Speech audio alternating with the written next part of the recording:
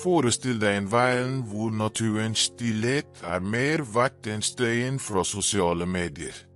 En verden hvor storheten til et menneske ikke måles i hvor mye det forbruker, men i hvor mye det forstår.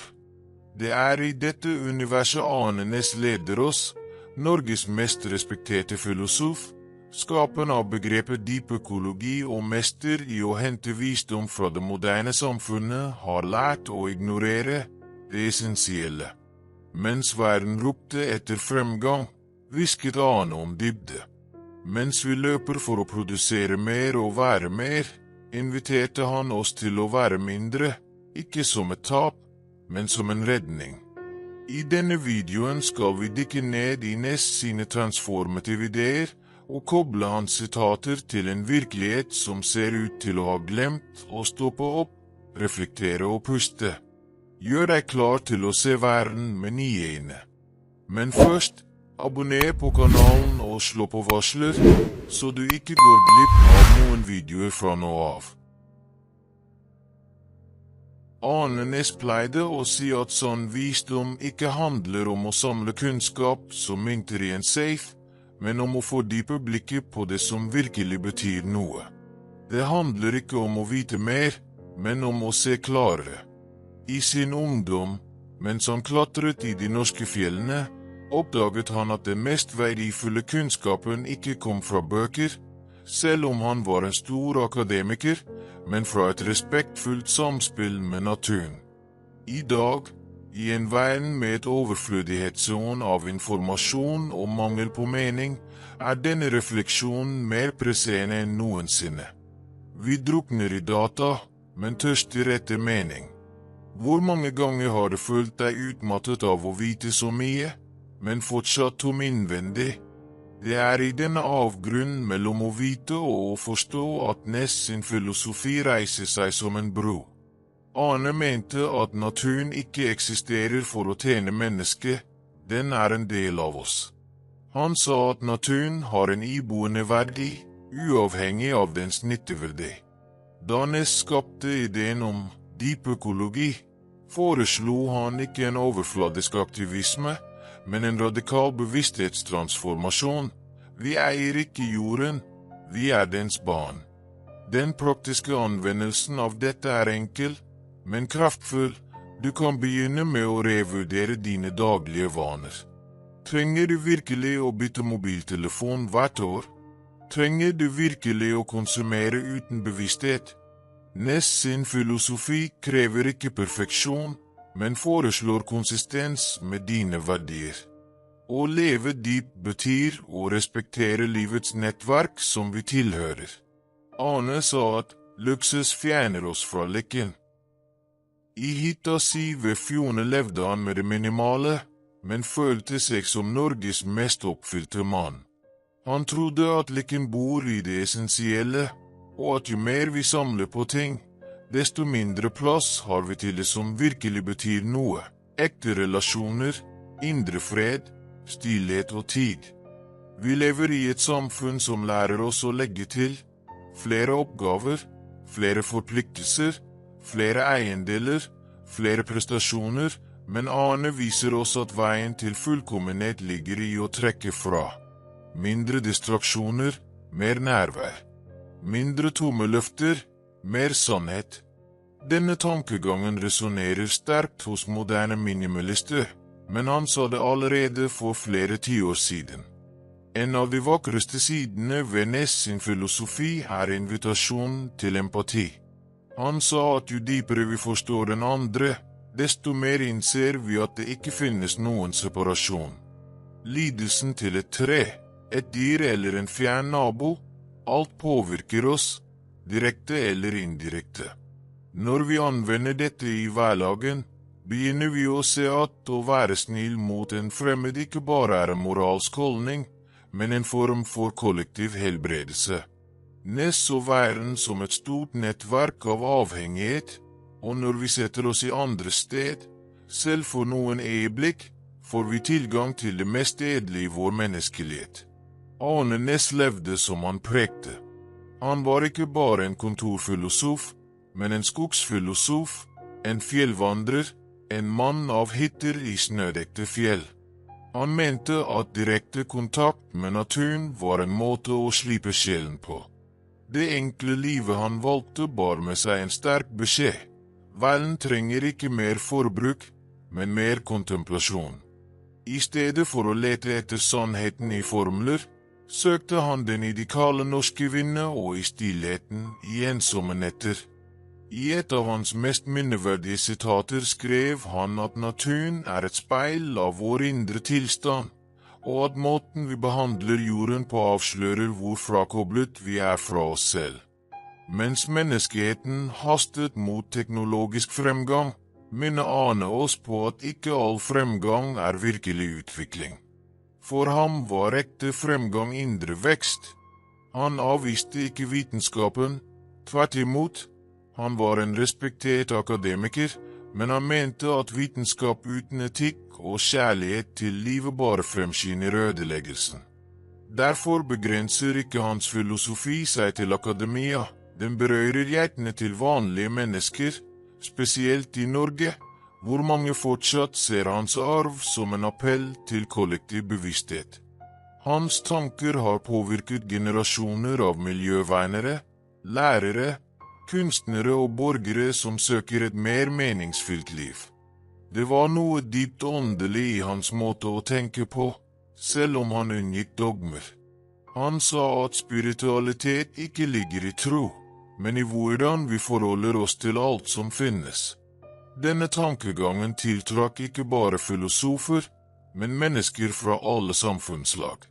Når han snakket om respekt for mangfold, både kulturelt og biologisk, diskuterte han ikke bare økologi, men foreslo en ny planetarisk etikk. Og denne etikken begynner der egoet slutter. Han mente at oppløsningen av det individuelle egoet, dette lille jeg, som skiller oss fra verden, var det første skrittet mot en mer medfellende eksistens. Gjennom tiårene så Arne Næss sine ideer spre seg langt utover Norges grenser. Dyp økologi begynte å bli studert på universiteter, brukt i miljøvernbevegelser og implementert i bærekraftprogrammer over hele verden. Men det som kanskje overrasket mest var dens enkelhet. Selv når han talte på internasjonale konferanser, holdt han en rolig, nesten intim tone, som om han snakket med en venn under et tre. Hans budskap var ikke preget av hastverk, men av dybde. Han ville ikke overbevise gjennom frykt, men berøre gjennom eksempel. I sin alderdom, med kroppen bøyd av årene, fortsatte han å klatre fjell, sakte, med innsats, men med det lyset i øynene som tilhører den som forstår noe veien enn å prøver å lære. Da han en gang ble spurt om livets mening, svarte han med noe som definerer hele hans filosofi. Livets mening er å leve med mening. Denne enkle og kraftfulle setningen er en oppfordring til oss alle.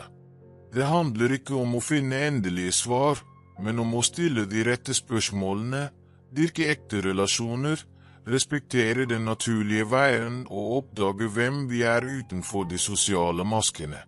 Hans innflytelse i Norge er fortsatt tydelig. Mange unge siterer Arne Næss som inspirasjon for mer bærekraftige og bevisste livsvalg.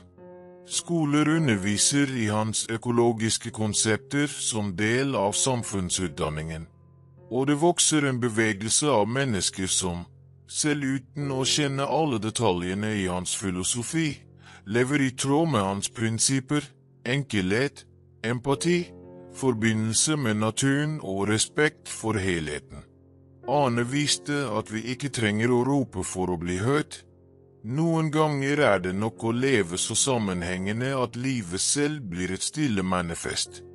Filosofien til Arne Næss, med sin delikate dybde, var et stille rop midt i støyen fra en verden som i økende grad har mistet kontakten med sin egen kjerne.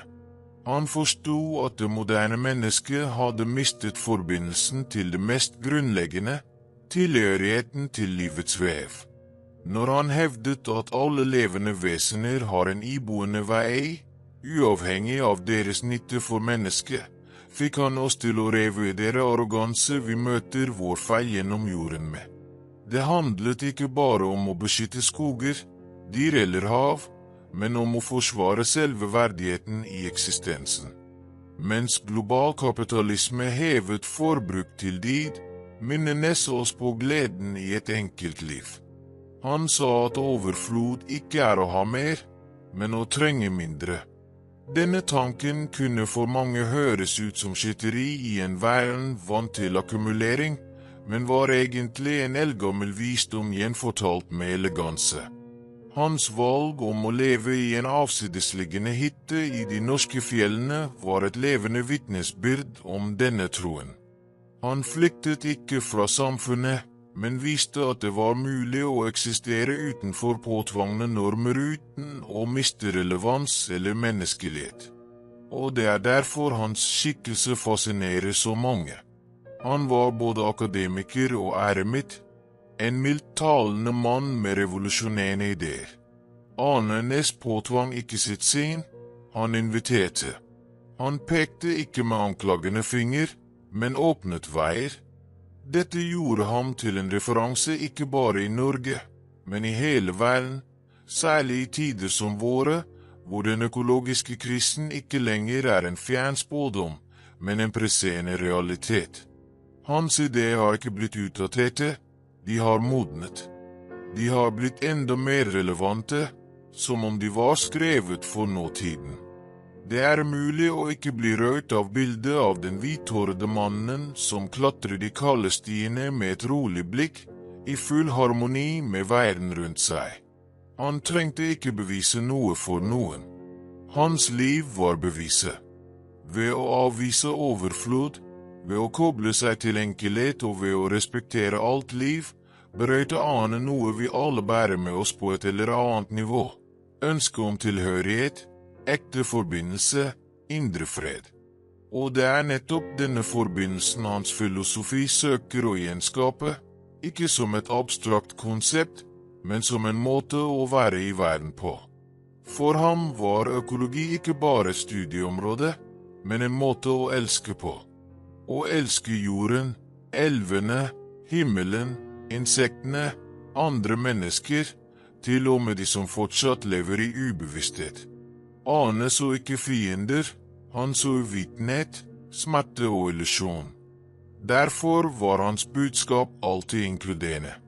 Og kanskje er dette hans største arv, ideen om at vi kan forandre verden, ikke gjennom makt, men gjennom tilstedeværelse. At det er mulig å være radikal uten å være aggressiv. At det er mulig å kjempe uten å miste ømheten. Og slik, selv med myke ord og rolige skritt, utfordret Arne Næss de største paradigmer i århundret. I en verden som verdsetter prestasjon, forsynte han kontemplasjon. I en tidsalder besatt av hastverk, fremmet han langsomhet. For ham var tid ikke noe man skulle overvinne, men noe man skulle leve med dybde. Og dette gir gjenklang enda sterkere i dag, når så mange føler seg fortapte, engstelige og frakoblet, som om det fantes et tomrom som forbruk aldri kan fylle. Næss filosofi sa at det moderne tomrommet oppstår av en separasjon mellom jeget og verden. Og motgiften for denne separasjonen var enkel, men kraftfull og gjenkoble. Han kalte det økologisk selvrealisering. Med andre ord fikk han oss til å se at vi ikke er isolerte enheter, men celler i et stort levende organism.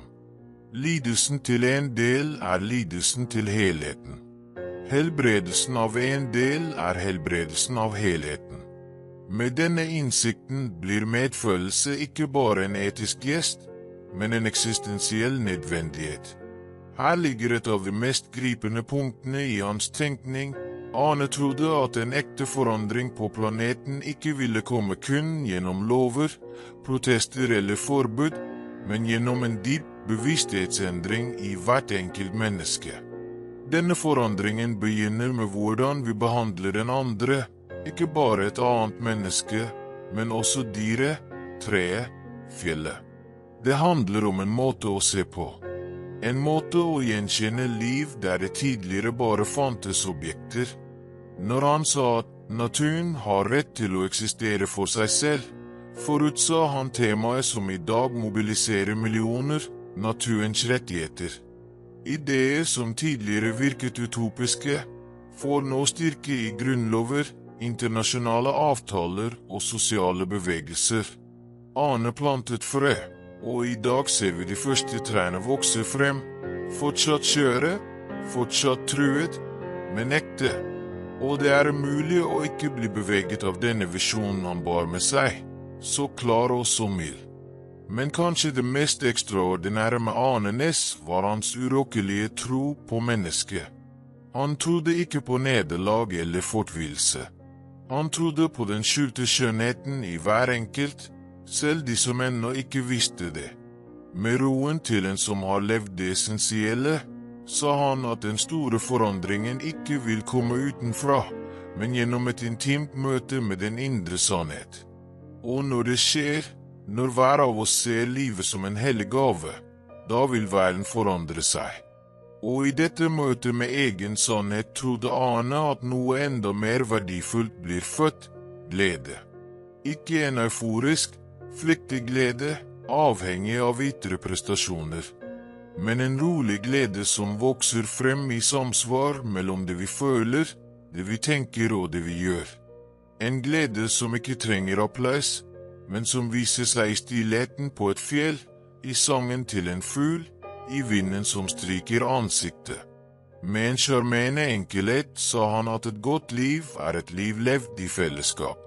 Og hvordan dette klinger i dag. I en tid hvor så mange føler seg overveldet, presset til alltid å gjøre mer, ha mer, bevise mer, kommer Næss, ord som en mild bris som minner oss om det essensielle. Han foreslo det han kalte et enkelt liv med dype meninger. Det var ikke en invitasjon til fattigdom eller offer, men til dybde. Hva er poenget med å ha mye hvis det ikke er tid til å kjenne etter? Hva hjelper det å erobre verden hvis vi mister oss selv i prosessen? Kanskje derfor har Arne alltid blitt hørt mer med hjertet enn med fornuften. Ordene hans var ikke dogmer, men frø. Hver setning hans inviterte til refleksjon, men mer enn det, den inviterte til indre handling. Og mange nordmenn hørte ham ikke som en lærer, men som et speil. For han sa oss ikke hva vi skulle tenke. Han fikk oss til å huske det vi allerede visste, men hadde glemt. Hans arv strekker seg utover universiteter og bøker.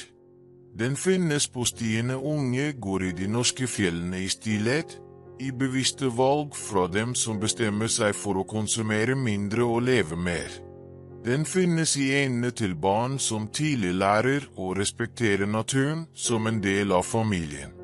Den finnes i motet til de som forsvarer livet, selv når det ikke er populært eller lønnsomt.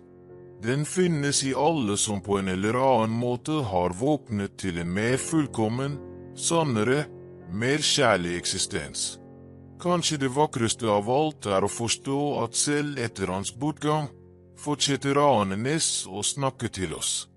Ikke med stemmen, men med ekkoet av hans ideer som fortsatt lever.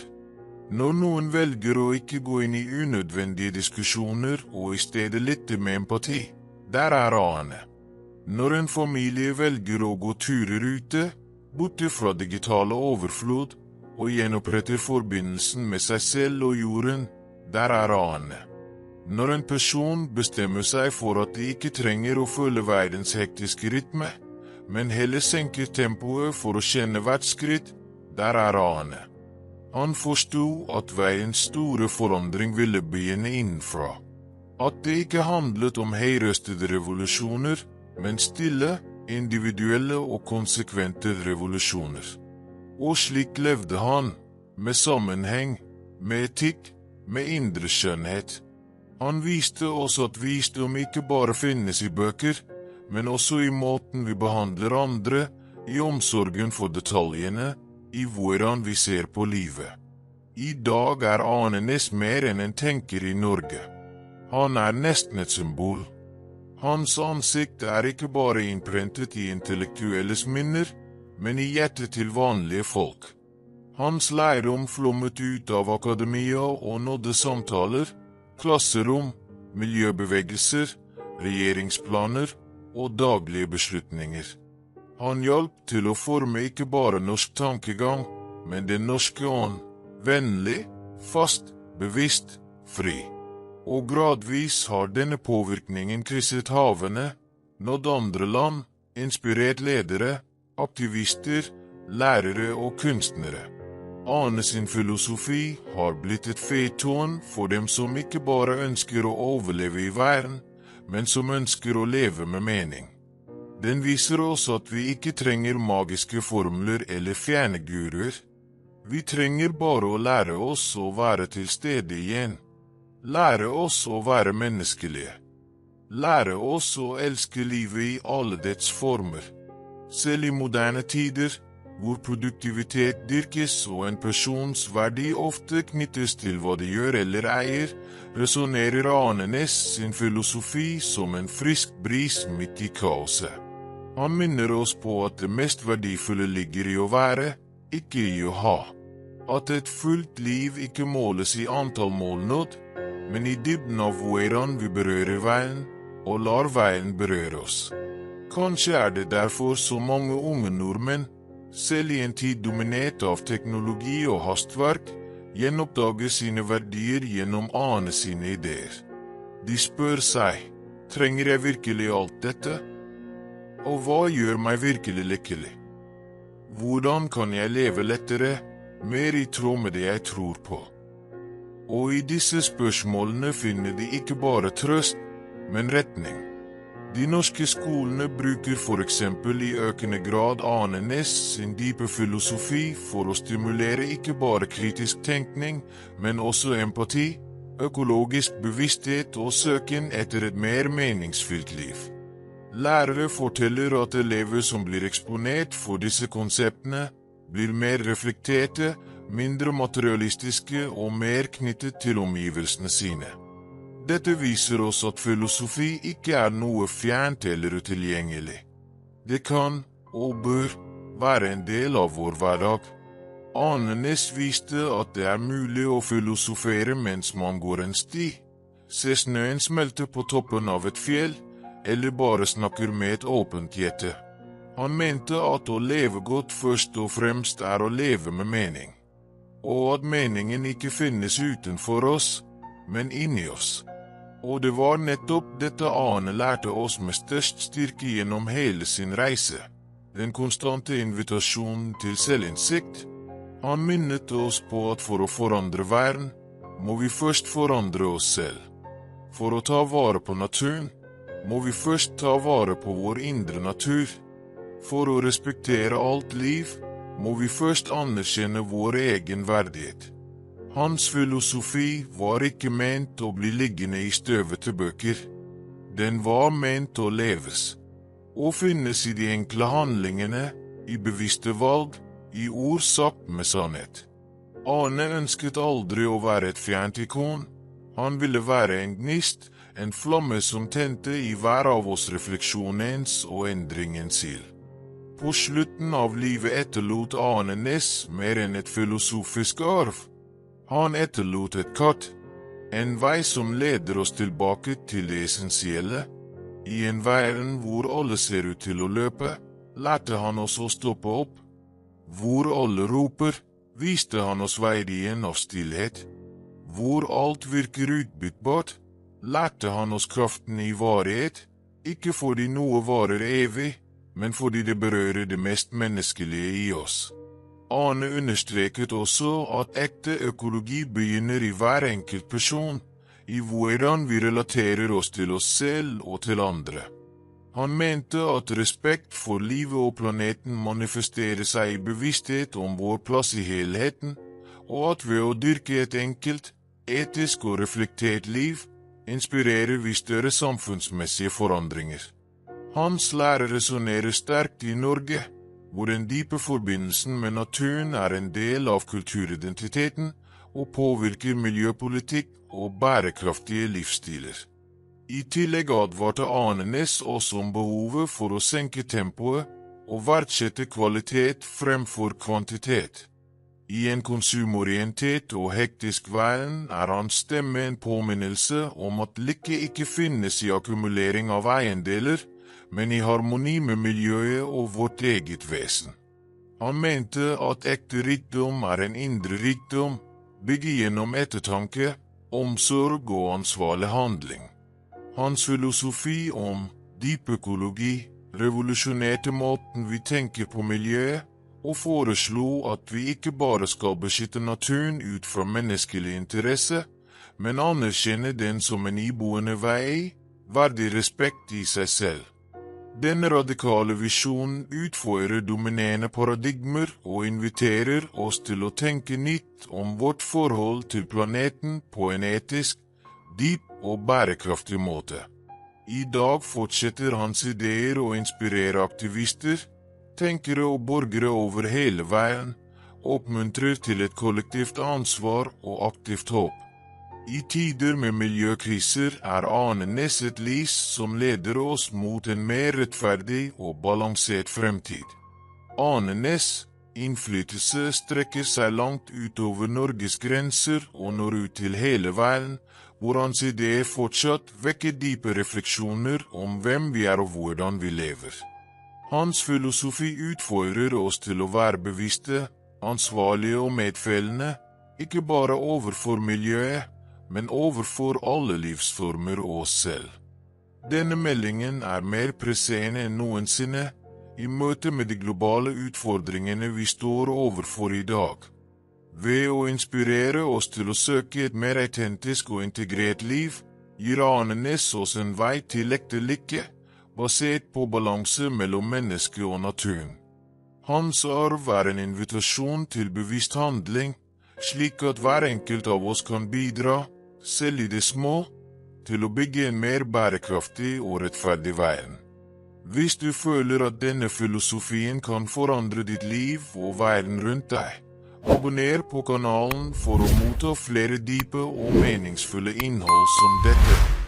Del denne videoen med de som søker inspirasjon, og sammen kan vi spre visdommen til Arne Næss til stadig flere mennesker. Forandringen begynner inni deg, og øyeblikket nå.